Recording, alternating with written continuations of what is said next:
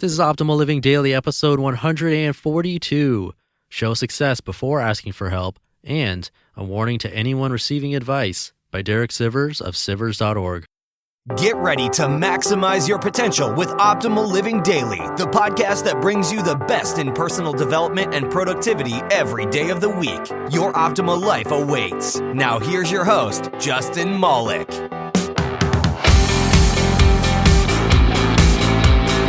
Hello. Welcome to Optimal Living Daily, Sivers Sunday edition. I'm Justin Malik, the guy who has lots of random life parallels with Derek Sivers, who is the author of today's posts. And if you want to hear all about those random connections to Derek Sivers and why I started Sivers Sunday in the first place, check out episode 44, almost 100 episodes ago. It's a fun one. But I'm getting a little worried because while Derek has a lot of posts, many of them are way too short to read, like 200 words. Some of them are even 100 words, and that wouldn't work very well for the show.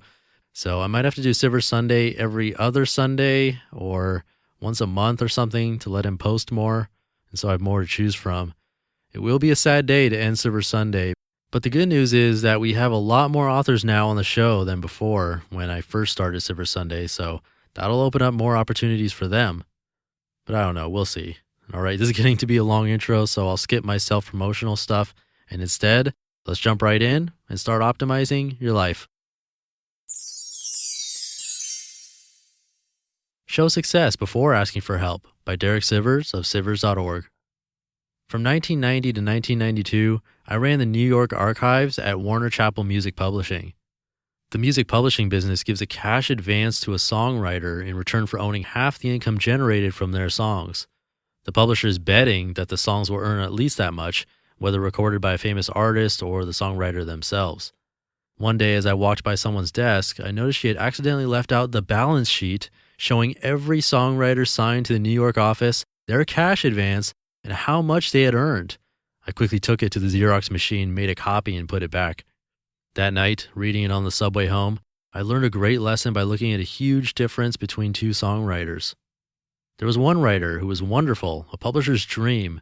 Her songs were great and easy to pitch to famous artists. She turned in a new song every week, professional and well-recorded. She was signed to Warner Chappell because one of the managers there heard her and believed in her, even though she hadn't had any success yet. Her advance, $15,000. The other writer was horrible. His songs were really bad metal that would make Spinal Tap cringe, poorly recorded, terribly performed, sent late, and on reel-to-reel tape that nobody used anymore. I always had to dust off the reel-to-reel machine twice a year when his new demos would arrive. But in the 80s, he'd been in a band with a major rock star and had 1/16th of a songwriting credit on one song that was on record that sold over 20 million copies. His advance, $500,000. The lesson I never forgot. You have to make your own success first before you ask the industry for help. You have to show that you're going to be successful with or without their help. Show that you have momentum. And if they want to accelerate it or amplify it, they can, but it will cost them to ride your coattails. If you don't do this, then even in the best case scenario where someone at your company really believes in you, you'll have no negotiating leverage and will get the worst deal possible. If you're just starting out, don't ask the industry for help yet. Make something happen by yourself first so you have a success story to tell and momentum to show.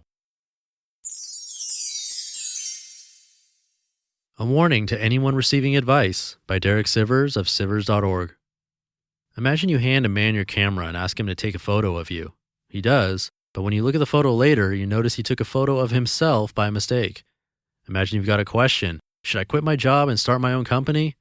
You go ask the advice of some successful people you respect. Two say yes, two say no. Because they can't know everything about you and your unique situation, they'll give advice that's really just a reflection of their own current situation. I'm personally interested in understanding this subject of advice because strangers ask my advice every day. Big questions about what to do with their life or career. My only honest answer is I don't know, but I try to say something useful.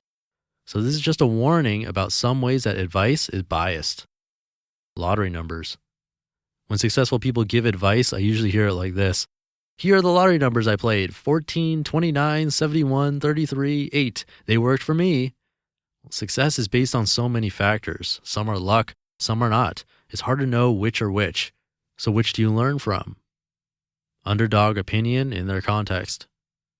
Someone giving advice doesn't want to say what seems said too much already, but he's basing that on his own surroundings, not yours.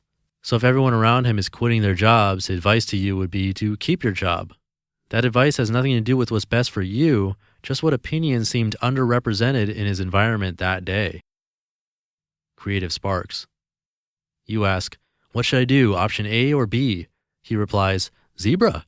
He's treating it as brainstorming, giving a crazy suggestion just to open up more options.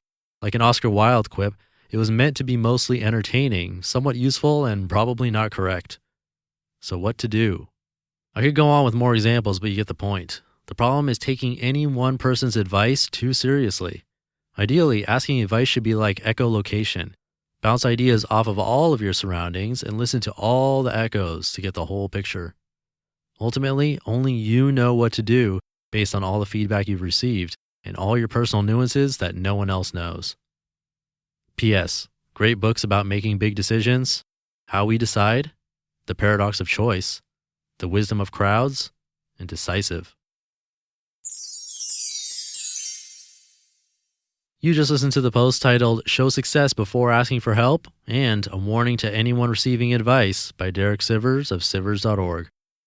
I linked the books that he mentioned in that last post over in the show notes at oldpodcast.com if you want to check that out. And while you're there, I'd greatly appreciate it if you support the show for free by joining my weekly newsletter. It's a great way to say that you like what you hear and keep me motivated to produce more of these episodes for you. It's definitely helping me doing this podcast, but it's difficult to know if it's helping you without getting any kind of feedback. So if you want to show that, I'd be really grateful if you swing by the site, oldpodcast.com, and simply join my mailing list. I promise I won't spam you. That's one more Sivers Sunday down. It might be the last regular Sivers Sunday episode. We'll have to see. But tomorrow I'm going to stick with Minimalist Monday, so make sure you check that out. And I will see you there where your optimal life awaits. Hey, this is Dan from the Optimal Finance Daily podcast, which is a lot like this show, except more focused on personal finance. Justin handpicks the best posts he can find from blogs and authors like Ramit Sethi, Mr. Money Mustache, and more, and I read them to you 5 days a week. So if you enjoy this podcast, come on over and subscribe to Optimal Finance Daily too. And together, we'll optimize your financial life.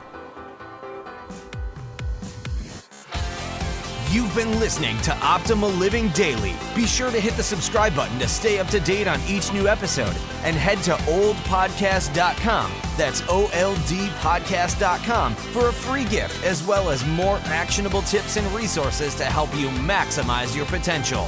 Thanks for joining us, and remember, your optimal life awaits.